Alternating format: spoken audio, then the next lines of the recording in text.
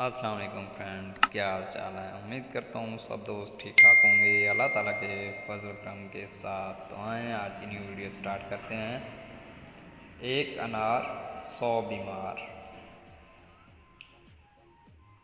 सुबह सल्फर 200, रात next vomica 200।